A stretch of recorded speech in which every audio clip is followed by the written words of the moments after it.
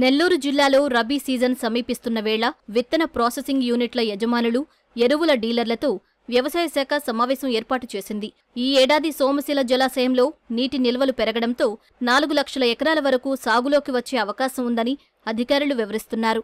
ఈ నేపథ్యంలో రబీ సీజన్లో విత్తనాలు, ఎరువుల విషయంలో ఎలాంటి కొరత తలెత్తకుండా ఉండేందుకు సమావేశం నిర్వహించినట్లు వివరించారు.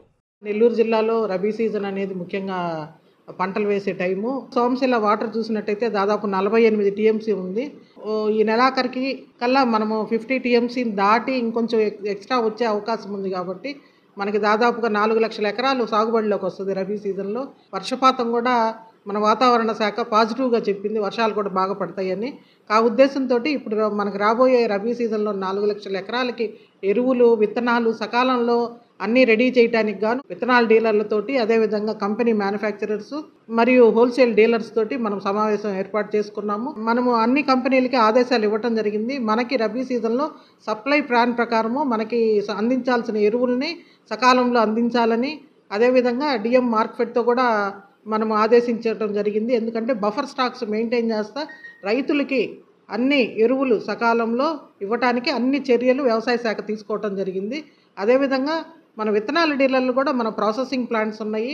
మనకి నెల్లూరు జిల్లాలో అవసరమైన విత్తనాలు బీబీటీ 5204 అవనివ్వండి, ఆర్ఎన్ఆర్ వెరైటీస్ ఇవ్వనివ్వండి, కేఎన్ఎం 1638, 733 రకాలు మనకు ముఖ్యంగా ఎక్కువ నెల్లూరు మసూర ఈ రకాలను ఎక్కువ పండించడం జరిగింది. కాబట్టి ఈ రకాలని మనము ప్రాసెసింగ్ చేసి సీడు మనకు అందుబాటులో ఉంచాలని చెప్పేసి మనం ఆదేశించడం జరిగింది.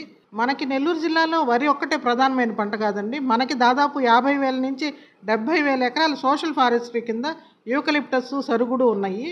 అదేవిధంగా 70,000 ఎకరాల్లో మనకి హార్టికల్చర్ క్రాప్స్ ఉన్నాయి. మ్యాంగో అవనివ్వండి, యాసిడ్ లైమ్ అవనివ్వండి, మిగతా పండ్ల తోటలు అన్నీ కలిపి దాదాపు 140,000 నుంచి 150,000 ఎకరాలు హార్టికల్చర్, సోషల్ ఫారెస్ట్రీ కింద ఉంది.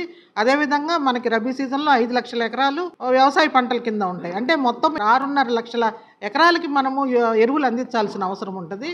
మన డిపార్ట్మెంటు కూడా మనకి రబీలో అలాట్మెంట్స్ బాగానే ఇచ్చారు సెంట్రల్ గవర్నమెంట్. మన హెడ్ ఆఫీస్ నుంచి కూడా మనకి అన్ని రకాల ఎరువులు సప్లై చేస్తామని కూడా చెప్పడం జరిగింది.